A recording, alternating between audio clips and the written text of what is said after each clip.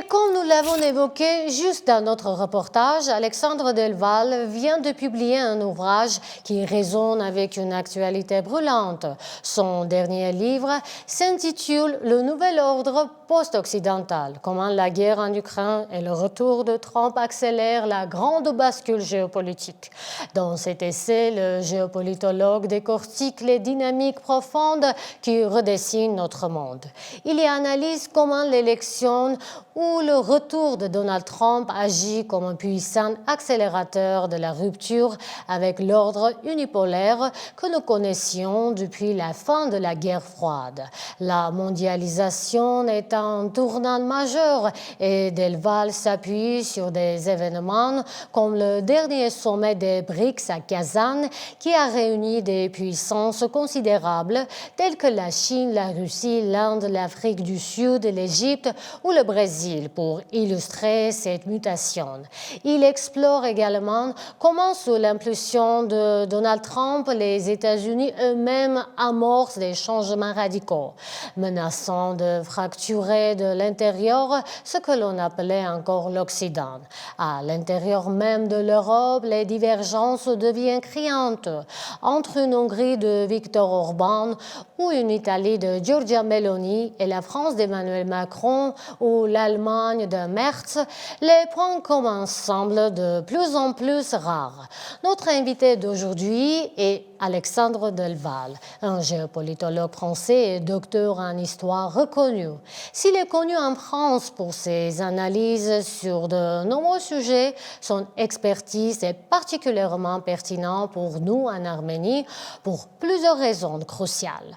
Premièrement, il est l'un des plus grands spécialistes et critiques de la Turquie d'Erdogan, et ce depuis plus de 20 ans.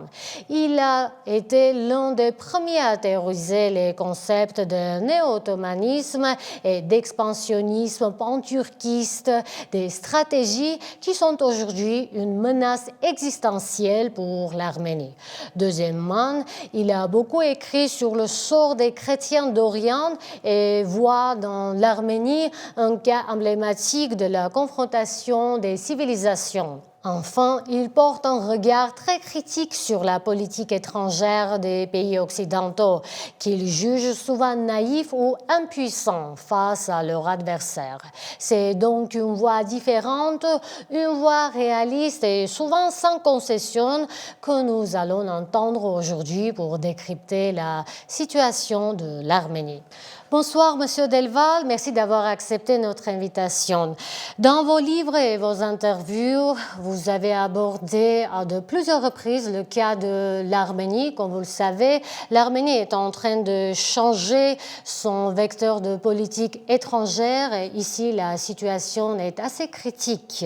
Et donc, nous avons beaucoup entendu la voix de plusieurs politologues étrangères, russes, américains, aussi les politologues et essayistes arméniens de la diaspora, mais vraiment nous avons besoin d'entendre, d'écouter aussi les politologues européens.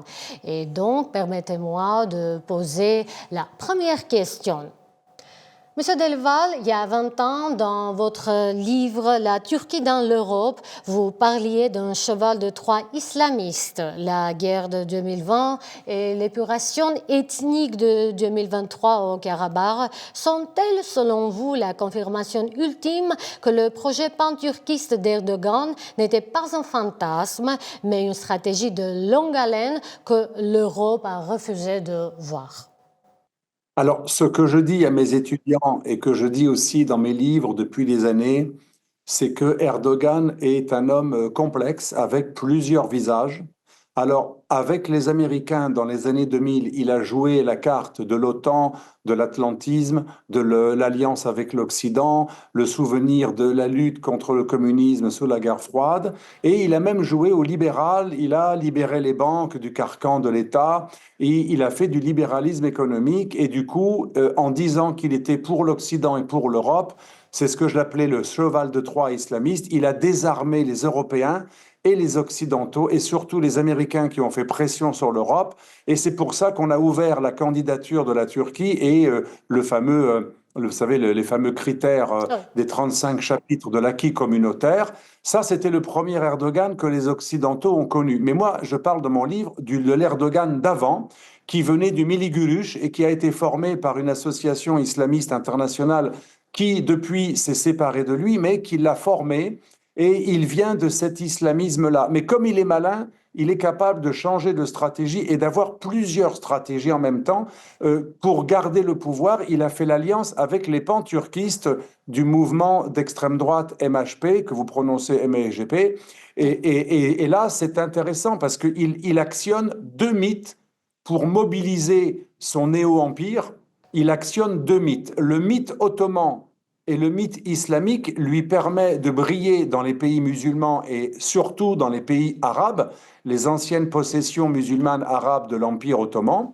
Donc le mythe ottoman, la profondeur stratégique qu'avait décrit Davutoglu, lui permet de séduire les Arabes et de faire oublier que la Turquie était une puissance coloniale parce que Erdogan est très malin, il utilise beaucoup la défense de l'islam, la défense des frères musulmans et la défense de la Palestine et du Hamas pour séduire les Arabes, pour faire oublier qu'en fait, il veut recoloniser en quelque sorte indirectement les Arabes. Et ça marche puisque certains pays arabes comme l'Algérie ou la Tunisie voient la Turquie comme un protecteur, ou la Libye, notamment Tripoli, hein, les forces islamistes de l'ouest de la Libye.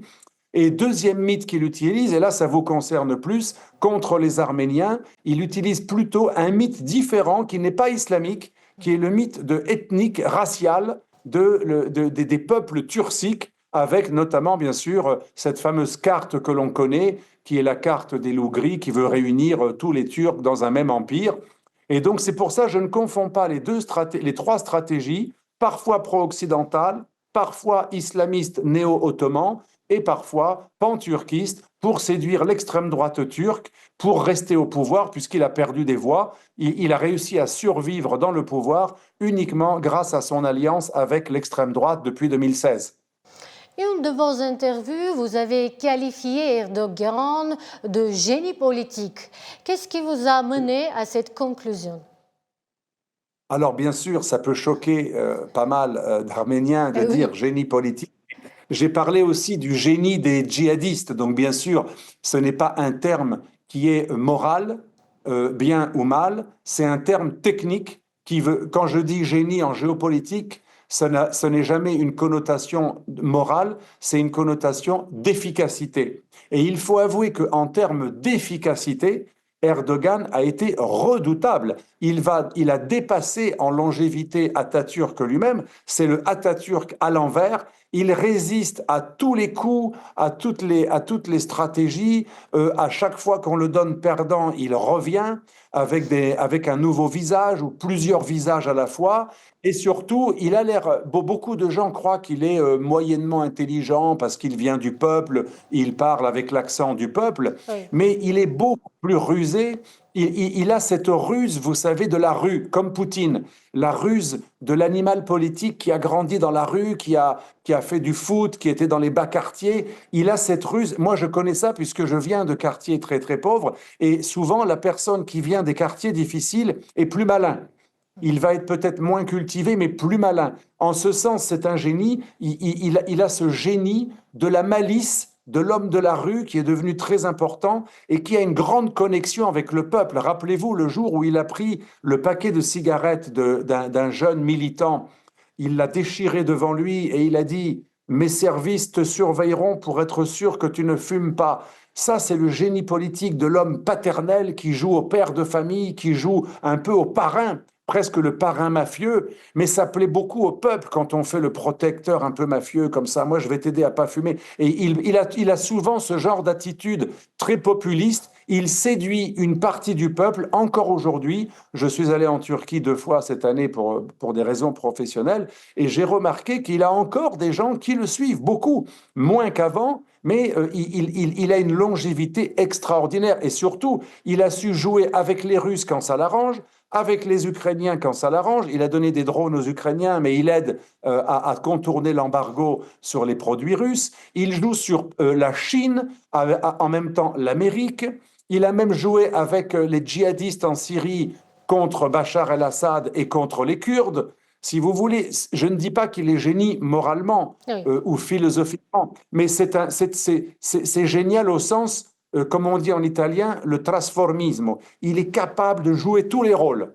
C'est un véritable acteur qui joue tous les rôles. Rappelez-vous, quand il va voir les frères musulmans, il fait ce signe, Oui. 4. Oui. Le signe en arabe, c'est Rabia. 4, ça veut dire aussi le printemps arabe.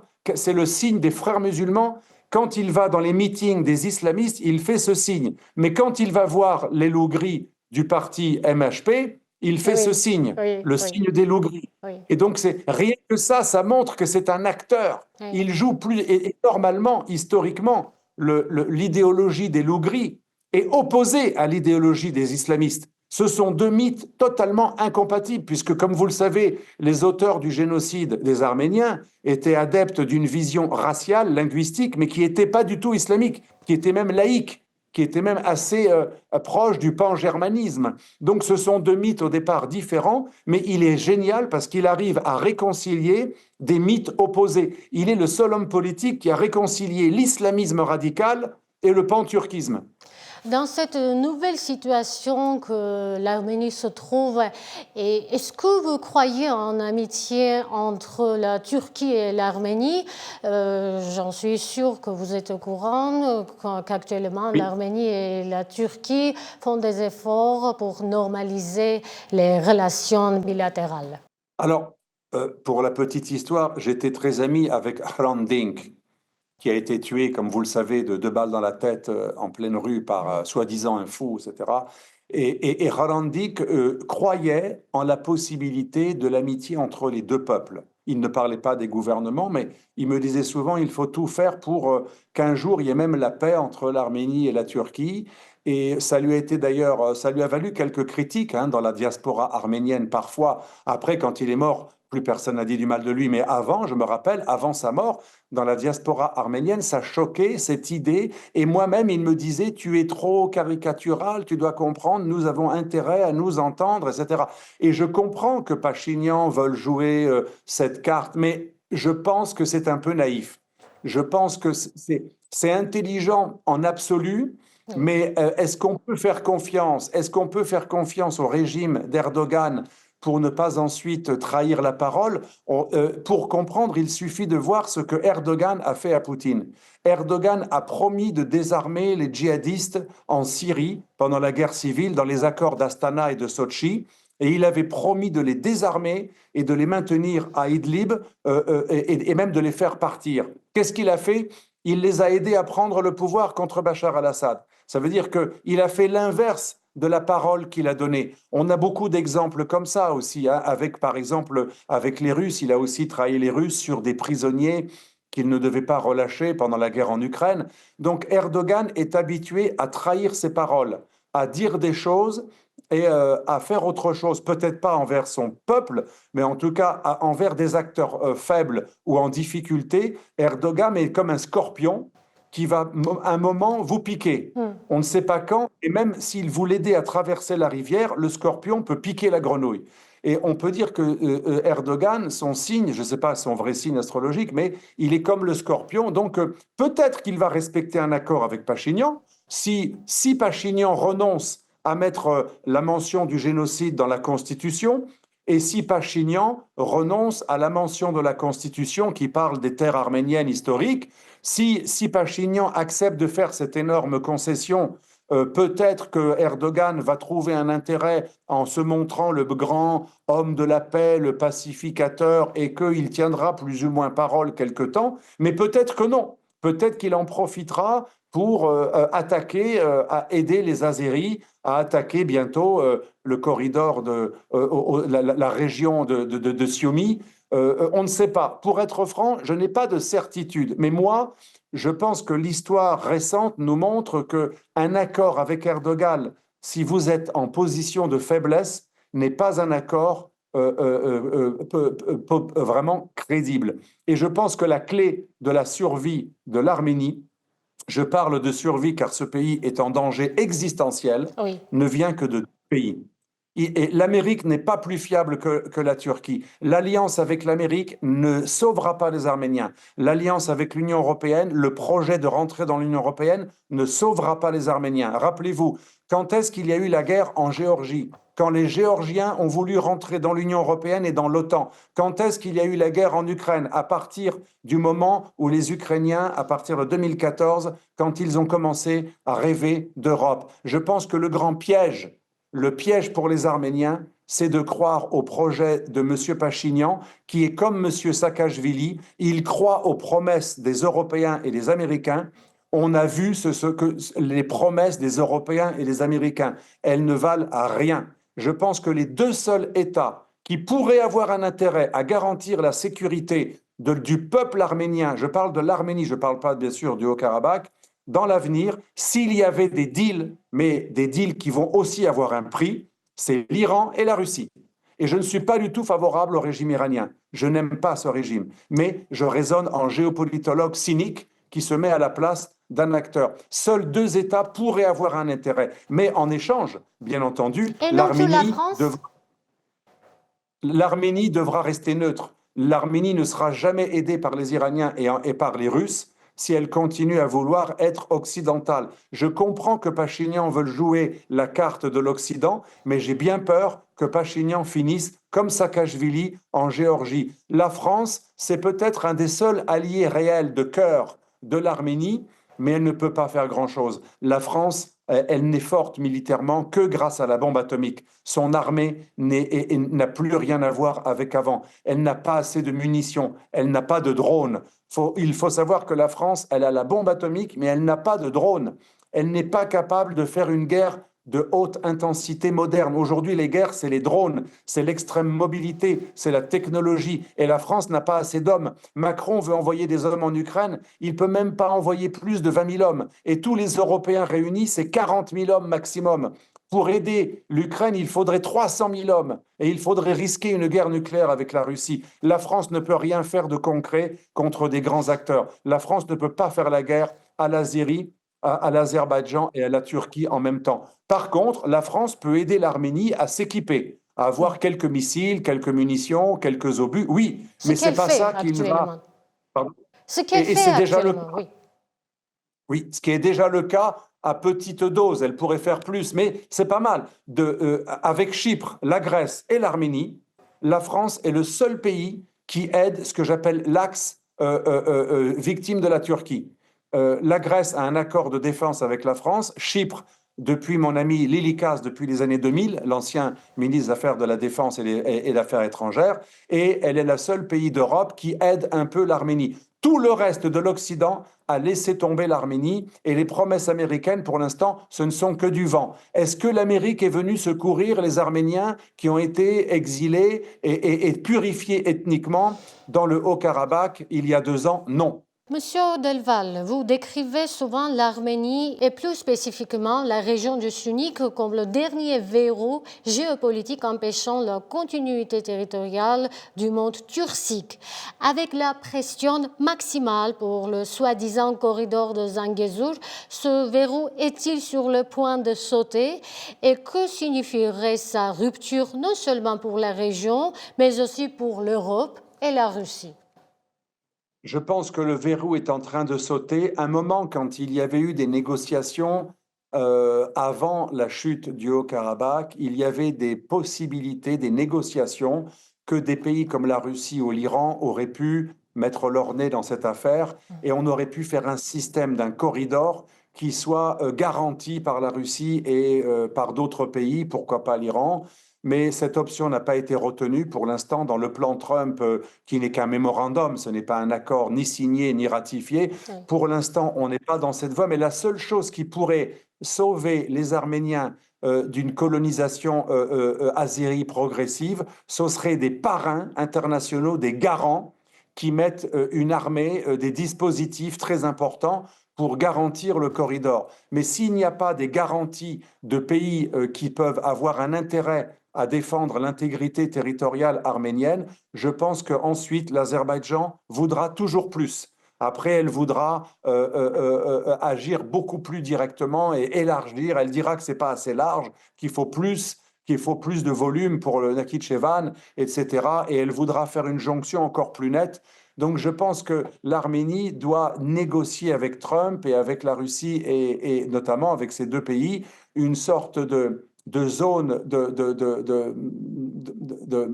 de free trade, une zone intermédiaire qui donnerait des gages aux uns et aux autres et en essayant de demander une protection maximum, un peu comme Zelensky qui retarde le traité de paix, il dit en attendant je veux des garanties. Je pense que l'Arménie a besoin de garanties sérieuses. Mais c'est difficile puisque malheureusement il y a la guerre en Ukraine qui empêche le dialogue entre l'Occident et la Russie. Donc j'ai bien peur que l'Arménie soit dans une situation très difficile. Donc l'Arménie n'a pas d'autre choix que de refaire un accord pour redevenir beaucoup plus amis avec la Russie. Je pense que c'est la seule solution. Malheureusement, la solution qui a été prônée par M. Pachinian, ça a été le rêve, l'Eldorado européen, l'Eldorado de l'OTAN, l'Eldorado américain. Ce rêve est un mythe qui va terminer comme la Géorgie et j'espère pas comme l'Ukraine. Quelle faute grave voyez-vous dans la diplomatie arménienne? Je pense que la faute grave, ce n'est pas une faute morale, parce que probablement les gens qui ont voté pour Pachinian, je les comprends, ils voulaient lutter contre la mentalité soviétique, contre la corruption, contre un petit peu cette Arménie post-soviétique qui est restée longtemps avec un système à l'ancienne. Je comprends qu'ils veulent la modernité et l'Occident. Malheureusement, les États ne choisissent pas leur géographie. La géographie, et c'est pour ça que je fais de la géopolitique, la géographie de l'Arménie ne permet pas d'avoir une Russie hostile. Et malheureusement, la Russie, ce ne sont pas des anges, ce n'est pas un État qui aide l'Arménie par philanthropie, elle aide l'Arménie si l'Arménie reste son satellite. Donc c'est terrible le destin de l'Arménie. Si l'Arménie veut être vraiment indépendante, le problème c'est qu'elle risque de vexer toujours quelques acteurs. Et donc elle n'aurait pas dû s'offrir comme ça à l'Occident. Elle aurait dû envoyer un message très clair, nous voulons être amis de l'Occident, mais nous voulons jamais rentrer dans l'Europe. Si l'Arménie déclare qu'elle ne voudra jamais rentrer dans l'Europe, jamais rentrer dans l'OTAN, du coup, elle va donner un signal à la Russie comme quoi elle pourrait être une terre neutre. Le seul espoir pour l'Arménie, c'est d'être neutre, c'est-à-dire en bon terme avec l'Occident et la Russie, voire même aussi avec l'Iran, avec qui il y a des intérêts communs. Mais bien sûr, elle doit bien sûr garder une base russe en Arménie et elle doit même donner quelque chose à la Russie pour que la Russie renforce ses troupes dans la base de Gyurmy en Arménie. Quand la guerre en Ukraine sera terminée, j'espère bientôt, peut-être que la Russie pourra à nouveau mettre plus de moyens pour garantir la sécurité arménienne. Mais le prix à payer, ce sera déclaré que jamais l'Arménie ne rentrera dans l'Union européenne et dans l'OTAN. Ce n'est pas ce que je désire. Ce serait bien l'Arménie dans l'Union européenne. Oui. Mais si l'Arménie, comme la Moldavie, regardez la Moldavie, la présidente de la Moldavie a fait un référendum il y a un an pour mettre dans la Constitution l'adhésion à l'Union européenne. Eh bien, depuis, la Moldavie risque d'être le prochain théâtre de la guerre avec la Russie. La Moldavie s'est mise en danger en refusant une position neutre. Pourtant, l'opposition neutre était presque sur le point de gagner, mais on a fait voter beaucoup plus les Moldaves de la diaspora européenne en empêchant les Moldaves de Russie de voter. Donc les élections, pour moi, ont été quelque sorte truquées, puisqu'on a donné 10 fois plus de bureaux de vote aux Moldaves d'Europe qu'aux Moldaves de Russie. Mais avant que la diaspora vote, c'était les neutres qui avaient gagné, qui étaient premiers lors de l'élection. Donc on le voit bien, l'ingérence de l'Europe qui pousse des pays à adhérer à l'Union européenne, elle les met dans un embarras. Quand les Européens ont proposé l'accord d'association avec l'Union européenne à l'Ukraine, on a bien vu, ça a débouché sur l'Euromaïdan, parce que Barroso, l'ancien président de la Commission, c'est ce que je dis dans mon nouveau livre, Le Nouvel Ordre Post-Occidental, Barroso avait dit, c'est soit l'accord d'association avec l'Union européenne et l'argent, la prospérité, soit la Russie, c'est l'un ou l'autre. Et du coup, ce choix a été mortel pour l'Ukraine. C'est pareil pour l'Arménie. Ce genre de pays ne doit pas avoir choisi une alliance européenne contre la Russie. Les mauvais termes avec la Russie sont suicidaires. Oui, il faut être plus souple. Il faut être beaucoup plus souple. Pourquoi Pachinian a-t-il eu besoin de dire au monde que son rêve, c'était le rapprochement avec l'Amérique et remplacer la Russie par l'Amérique et adhérer à l'Union européenne? Ça ne va rien lui rapporter, car l'Union européenne ne va jamais envoyer d'hommes pour mourir contre la Turquie et l'Azerbaïdjan. Jamais. Même l'Azerbaïdjan tout court. Pourquoi? Parce que l'Union européenne dépend du gaz azéri, qui d'ailleurs utilise aussi du gaz russe. On le sait, ils mélangent les deux gaz, mais je pense que ça a été très imprudent. Je pense que la personne qui ressemble le plus à Pachinian, c'est Saakashvili. Il était peut-être honnête, hein, il était anticorruption, il était peut-être sincère, mais Saakashvili a mis la Géorgie dans un énorme problème en 2008, hein, avec cette guerre qu'il ne pouvait pas gagner. Saakashvili pensait que l'Amérique allait retenir les Russes, mais l'Amérique n'interviendra jamais sur le sol pour aider un pays envahi par la Russie. Jamais. Dans quel contexte géopolitique les Arméniens pourraient-ils restaurer leurs droits sur le Haut-Karabakh, étant donné que l'Azerbaïdjan actuellement ne leur parle que sous la menace et sous la force? Alors là, cette question est un peu piège, mais si je vous réponds en stratège cynique, très cynique, la seule façon aujourd'hui pour les Arméniens de récupérer le Haut-Karabakh, l'Atrax, vous l'appelez comme ça, vous prononcez Atrax, hein, Artsakh. Artsakh. Artsakh, pour récupérer l'Artsakh, le seul cas possible serait une guerre. Or, la guerre aujourd'hui, elle ne peut pas être gagnée par les Arméniens et les rapports de force sont en faveur largement de l'Azerbaïdjan qui, grâce au pétrole et au gaz, a acheté beaucoup d'armes. Et l'Azerbaïdjan a des alliés très solides comme la Turquie, la Grande-Bretagne et Israël. Et donc, elle est armée par des armes très sophistiquées. Elle a eu des drones très rapidement. Donc, l'Arménie ne peut gagner la récupération de cette région que par une guerre qui va être très difficile à gagner puisque la Turquie est solidaire de l'Azerbaïdjan. Et donc, il faudrait un État très puissant qui un jour rentre en guerre avec l'Azerbaïdjan, et ça ne peut être que la Russie. Mais je ne pense pas que la Russie aujourd'hui a envie de faire la guerre à l'Azerbaïdjan. Et donc, ça veut dire quoi? Si on est vraiment honnête, cynique mais honnête, aujourd'hui l'Arménie ne peut pas récupérer le Haut-Karabakh dans aucun cas de figure, puisque la Russie ne fera pas la guerre pour elle et l'Arménie n'est pas assez armée. Et les alliés de l'Azerbaïdjan sont trop forts aujourd'hui et ils ne veulent pas laisser faire parce que certains États ont vraiment besoin de l'Azerbaïdjan contre d'autres États, notamment contre l'Iran. Merci et parlons maintenant des relations franco-arméniennes. Actuellement en France, la situation politique est assez tendue. En Arménie, on a souvent l'impression que l'amitié franco-arménienne est un acquis presque au-dessus des partis. Alors, partagez-vous ce point de vue ou pensez-vous au contraire que l'arrivée au pouvoir d'une force politique plutôt qu'une autre pourrait influencer, voire renforcer davantage les relations bilatérales? Alors, je vais vous donner un exemple avec une communauté qui est un peu cousine des Arméniens, pas pour l'Arménie, mais en France, la communauté juive a eu un grand rapprochement avec la communauté arménienne ces dernières années parce qu'il y a ce génocide en commun, Oui. il y a une mémoire de diaspora. Et rappelez-vous, la gauche française, le Parti socialiste, était très proche de la communauté juive. Et un jour est arrivé un géopolitologue qui s'appelle Pascal Boniface, qui est aujourd'hui le chef de l'IRIS. Et à l'époque, il était un conseiller du Parti socialiste et il avait fait une note et il disait, les Juifs, c'est 600 000 personnes, les musulmans, c'est 6 millions.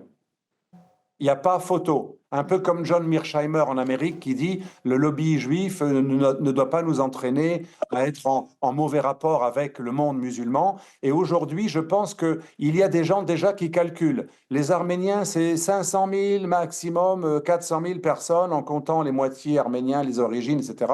Admettons maximum 500 000. Les Turcs sont déjà plus d'1 million en France. Quand les Turcs seront 2 millions, je pense qu'il y aura une bascule, un certain nombre d'hommes politiques. Il faut être franc avec nos amis arméniens. Les politiques français n'ont été pro-arméniens pour la plupart, peut-être excepté quelques amis comme par exemple Valérie Boyer à Marseille, qui est très sincère dans sa Oui, démarche pro-arménienne, mais beaucoup d'hommes politiques ne sont devenus pro-arméniens en France que parce qu'ils avaient des électeurs arméniens. Il ne faut jamais oublier que les politiques français n'aiment pas plus les Arméniens que les Ougandais ou les Indonésiens. C'était une diaspora exotique dont le génocide attendrissait les gens. Et comme ils étaient une minorité influente, parce que c'est une minorité très bien intégrée, oui, par exemple à Marseille, où j'ai vécu quand j'étais jeune, tout le monde a un ami arménien. À Marseille, tout Marseillais a un copain arménien très bien intégré, très loyal, en général un commerçant qui travaille, qui est honnête, et donc les gens sont pro-arméniens. Mais un jour, il y aura autant de Français qui auront des amis turcs que les amis arméniens.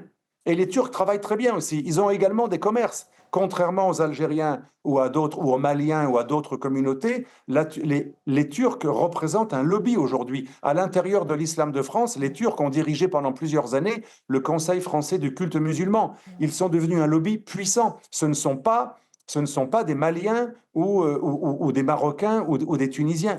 Les Turcs, comme vous le savez, hein, en Turquie c'est pareil, il y a beaucoup d'ordres. Le Turc, c'est oui, le peuple musulman le plus ordonné. Et oui. donc, il ne pose pas de problème de délinquance. Il n'y a pas de problème d'agression des gens dans la rue par des Turcs. Donc, les gens vont devenir petit à petit turcophiles. Je le vois déjà en Italie ou en Espagne, le lobby pro-turc est déjà supérieur au lobby pro-arménien. Parce que les Turcs ont beaucoup de médecins, d'avocats, d'hommes politiques, d'hommes d'affaires. Ils ont réussi à acheter aussi des journalistes. Ils ont un lobbying très important.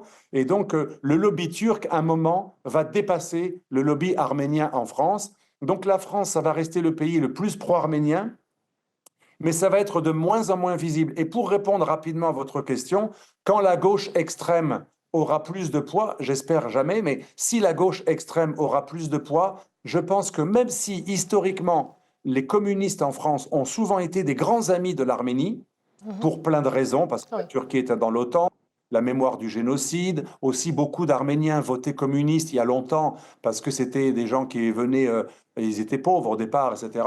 Mais je pense que si on met de côté le communisme, le Parti communiste français, l'extrême gauche française trotskiste, tendance Mediapart ou tendance Boniface ou tendance Mélenchon ou écologiste, les écologistes ont déjà prouvé qu'ils ont des liens avec les Turcs, puisqu'ils avaient voulu faire une grande mosquée du Mili-Gurush hein, et turc à Strasbourg. Ils étaient prêts à donner de l'argent et ça s'était arrêté parce qu'il y avait eu un scandale. Mais aujourd'hui, on sait qu'une partie de l'extrême gauche et de l'écologisme, qui est souvent beaucoup plus rouge que vert, hein, l'écologiste, c'est souvent en France un parti d'extrême gauche, on sait que ces milieux-là ont déjà été pénétrés par le lobbyisme turc et même de plus en plus par le lobbyisme qatari, qui est souvent qui a les mêmes clients que le lobbyisme azéri, qui a souvent le même client que les Qataris. Les Qataris et les Azéris, en Italie et en France, que je connais, ils ont acheté beaucoup de journalistes et ils commencent à acheter beaucoup de politiques, la fameuse caviar gate. oui. Alors, pensez-vous que la communauté arménienne de France, qui est assez notable, plus de 600 000 Arméniennes il y a en France, si je ne me trompe pas, doivent soutenir les républicains, soit la Renaissance? Je parle des partis. Moi, je pense que la seule force en France qui défend les chrétiens d'Orient, car si on raisonne en global, il faut voir les Arméniens comme une des minorités des chrétiens d'Orient en France, comme les Assyro-Chaldéens de Turquie, comme les araméophones d'Irak ou de Syrie. Le seul parti qui défend beaucoup les chrétiens d'Orient, effectivement, c'est les républicains de M. Retailleau. Mais je pense que toute la droite en général, pas Renaissance peut-être uniquement grâce au fait que Macron a eu beaucoup de problèmes avec la Turquie. N'a pas été en bon rapport avec la Turquie pendant tout son mandat, ça c'est vrai. Et ma toute dernière question, Monsieur Delval, pour notre audience arménienne, il m'intéresse beaucoup. D'où vient votre intérêt envers la cause arménienne? Alors, mon intérêt envers la cause arménienne, c'est purement personnel. Quand j'étais à Marseille, j'avais un très bon copain. Malheureusement, je l'ai un peu perdu de vue. J'espère qu'on se retrouvera. Il s'appelait Derderian. Et il était arménien et ça me fascinait d'écouter la façon dont il parlait de sa communauté. Ensuite, j'ai rencontré dans des conférences sur le génocide des gens qui avaient un journal à Marseille, un tout petit journal arménien. Et ils m'ont sensibilisé à tout cela. Et surtout, là, c'était purement personnel, hein, c'était pas du tout militant. Et quand j'ai écrit mon livre sur la Turquie, pas du tout pour les Arméniens, j'avais écrit un livre, La Turquie dans l'Europe, un cheval de Troie islamiste, qui n'était pas non plus contre la Turquie. Je montrais juste que Erdogan avait un projet qui n'était pas du tout pro-occidental, pro-européen. Je montrais que Erdogan utilisait l'Europe pour en fait détruire le pouvoir des militaires kémalistes chez lui. Et je parlais beaucoup de la Turquie. C'était en fait la stratégie d'Erdogan d'utiliser le droit européen et l'alliance avec l'Amérique pour démanteler le pouvoir des militaires qui étaient kémalistes et laïcs pour en fait réislamiser la Turquie. J'ai appelé ça la stratégie de cheval de Troie et j'expliquais aussi que la Turquie ne pouvait pas rentrer dans l'Union européenne, qu'on l'aime ou pas, hein, c'était purement structurel puisqu'il y avait le problème de Chypre. Mais le fait d'avoir parlé de la Turquie d'une manière assez critique, puisque j'avais même influencé à l'époque la droite et le parti de Sarkozy, j'avais fait beaucoup de conférences sur le fait que la Turquie ne devait pas rentrer dans l'Union européenne. Bien sûr, ça a beaucoup plu à une certaine partie de la communauté arménienne, et c'est là que j'ai connu beaucoup d'Arméniens dans de nombreuses conférences, non pas sur l'Arménie, mais sur mon livre qui expliquait pourquoi la Turquie ne devait pas rentrer dans l'Union européenne. Et voilà comment j'ai rencontré beaucoup d'associations et de personnes arméniennes au-delà de l'histoire personnelle des amis à Marseille. Merci beaucoup. J'espère un jour vous voir en Arménie, à Yerevan, et voir vos livres traduits en arménien. En tout cas, tout ce que je peux souhaiter aux Arméniens, c'est la paix. Le Merci plus beaucoup. important, c'est la paix. Mais une paix qui ne soit pas une autodestruction, qui ne soit pas un déshonneur total, bien sûr. Merci beaucoup d'être avec nous ce soir. Notre invité était Alexandre Delval, géopolitologue, essayiste et docteur en histoire. Son nouvel ouvrage intitulé Le nouvel ordre post-occidental, comment la guerre en Ukraine et le retour de Trump accélèrent la grande bascule géopolitique est disponible en librairie en France. Vous pouvez également le commander en ligne.